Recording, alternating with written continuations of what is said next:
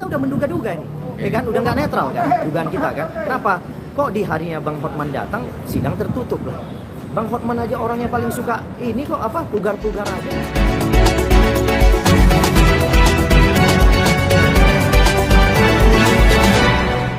Tidak live atau tertutup. Nah, sementara kan ini cuman apa namanya, pencemaran ya, bukan pelecehan, bukan perkosaan, ya kan, atau bukan ya, di bawah umur gitu kan.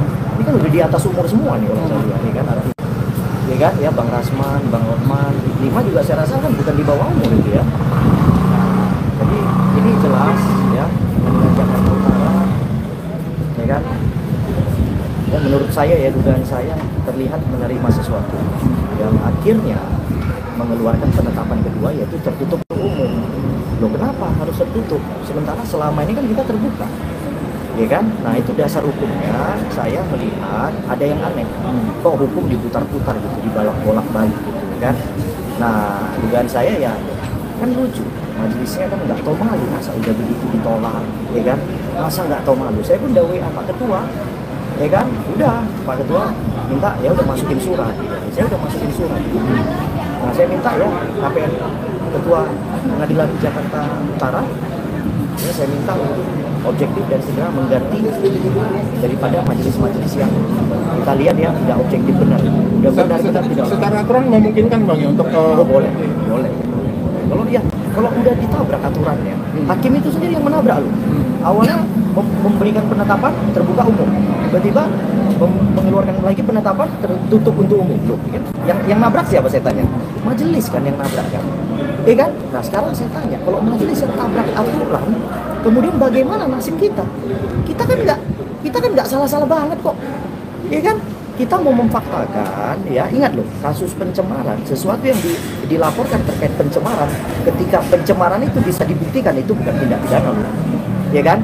Ya kan, rekan-rekan tahu kan, seperti kasus Setia yang di Jakarta Pusat dengan Pak LBM, ya kan, bahwa dilaporkan pencemaran naik ke persidangan, tetapi setelah difaktakan ternyata memang semuanya ada benarnya, akhirnya bebas. Prosesnya berapa lama untuk pengajuan penggantian hakim? Ini kan diskor selama 2 minggu, ya. Kita akan kejar ini. Besok akan kita datangin, lusa akan kita datangin, kita akan datangin terus menanyakan proses daripada pergantian hakim tersebut. Siapa? Dibawa ke komisi yudisial. Saya besok ke komisi yudisial melampirkan surat, ya, melampirkan surat, mengirimkan surat bahwa saya minta untuk diganti. Ini udah nggak objektif, jelas. Awalnya kita lihat baik, bagus, ya kan. Saya melihat keseleo terakhir aja, di mana saya bilang keseleo, sudah berapa kali kita sidang. Rekan-rekan kan tahu kan, rekan-rekan wartawan kita sidang 4 kali, 5 kali, ya kan. Semua tertutup. Tiba-tiba dia terbuka, tiba-tiba tertutup.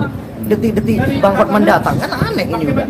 Ada apa gitu loh. Udah cair Bang. Iya, justru itu makanya ya teman-teman ya harus kita kawal lah, ya kan, teman-teman wartawan kita kawal ini sampai akhirnya biar diganti aja. Udah nggak objektif ini, jelas tidak objektif karena ada hakim menabrak aturan, itu aja. Kalau hakim tidak tabrak aturan kita nggak ada masalah kok. Ngapain kita ribut-ribut, nggak perlu juga kan.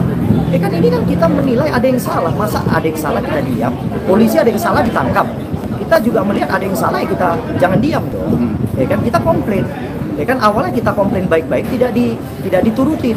Ya jelas kita komplain berontak dong. Jadi melihat ini sebuah perjuangan, di mana perjuangan ini adalah perjuangan kita dijolimin orang, kita mau bebas dari lingkaran joliman orang. Ya kan, ini kan sudah jelas diatur-atur ini. Ada proses penyidikan yang diatur-atur, ada proses P21 yang diatur-atur. Ya kan jelas putusan MK. Ya kan, advokat tidak dapat dituntut baik di luar maupun di dalam sidang pengadilan. Ya kan, tetapi ini mau dipaksakan, mau disidangkan, mau dihukum. Ya kan itu jelas kok. Ya kan, masa hakim tabrak aturan, yang benar lah. Ya kan, awalnya ketika apa namanya, proses eksepsi kami ditolak aja, kami sudah melihat ini sudah tidak objektif. Karena kenapa? Ada undang-undangnya, ada putusan MK paling tinggi loh. Kenapa? Karena putusan MK bisa membatalkan undang-undang, bisa mengesahkan undang-undang, ya kan, serta bisa menambah undang-undang, serta bisa mengurangi undang-undang. Artinya apa? Kok hakim masih mau tabrak aturan? Nah, ini jelas hakim tabrak. Besok kita laporkan semua hakim ini. ya ke Komisi Yudisial, kita laporkan ini sudah tidak objektif. Ada penetapan pertama, kemudian ada penetapan kedua. Ya kan? Kenapa ketika Hotman datang tiba-tiba penetapannya tertutup sidangnya? Gitu. Itu yang mengagetkan kita. Ya, saya minta kepada Mahkamah Agung, ya, kemudian Pengadilan Tinggi, saya minta untuk kawal perkara ini. Ini sebenarnya perkara remeh-temeh, masalah pencemaran yang dibuat-buat untuk menaikkan pamor, ya pihak-pihak tertentu lah, ya kan? Nah, kita kan bukan mencari pamor, kita mau membela. Kita diberikan kuasa, diberikan kepercayaan, amanah oleh klien, kita mau bela. Kita kaki di kepala, kepala di kaki, kita bela. Apalagi Rahman juga titelnya juga ada sebagai advokat ya Bang, yang tahu aturan hukum ya Bang. Dia advokat dan dia juga doktor S3 ya. Ibu majelis ya, kau cuma S2, kau tidak ada doktornya. Jadi ya keilmuan kau masih di bawah Bang Rasman. Ya, keilmuan kau juga di bawah aku. Ya, jadi artinya jangan kau putar-putar balik fakta hukum ini. Jangan kau seenaknya ngeluarin penetapan, ya kan? Kemudian kau buat ini seolah-olah, ya kan, Bang Rasman itu sudah terdakwa yang harus dihukum berat. Kalau memang harus dihukum berat, besok kau keluarkan aja putusan. Apa susahnya? Tahu malu lah kau, ya majelis ya, kau tahu malu. Ya sudah dikomplain begitu. Ya kalau waras kau mundurkan diri. Ngapain kau? Ya kan berpolemik dengan sesuatu yang apa? Objekan ini, objekan buat kau ini. Hah? Ya ini ya Lecumanan yang ngomong, Lecumanan SA selaku advokat kuasa resmi dari Bang Rasman. Karena itu kan bersinggungan sama jaksa penuntut umum. Karena jaksa menuntut 12 tahun atau berapa tahun, yang kemudian tiba-tiba vonis bebas, ya itu memang terlalu berseberangan sama jaksa. Yang akhirnya jaksa memerintahkan untuk diperiksa majelis-majelis ini. Ya kan? Kita kan nggak mau lah kasus Surabaya terulang di sini. Ya kan? Ini kan kasus remeh-temeh nih, ya kan? Kalau ini kasus berat, Bang Rasman udah ditahan lah. Betul. Dari awal penyidikan polisi udah ditahan, ya kan? Masih kalian ingat kan? Ya kan, kasus pencemaran yang lain-lain semua kan ditahan, kayak Isa Jega ditahan nggak di Surabaya, ya kan? Karena kenapa? Karena mungkin dianggap berat. Kalau ini kan dianggap ringan, makanya nggak ditahan.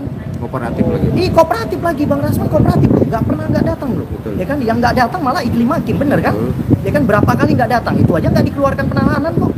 Ya kan, kita yang kooperatif mau dipaksakan ditahan. Ya yang benar lah, Bu, ingat ya, ada hukum akhirat Bu, ya, ibu agama Muslim, ya ingat Bu.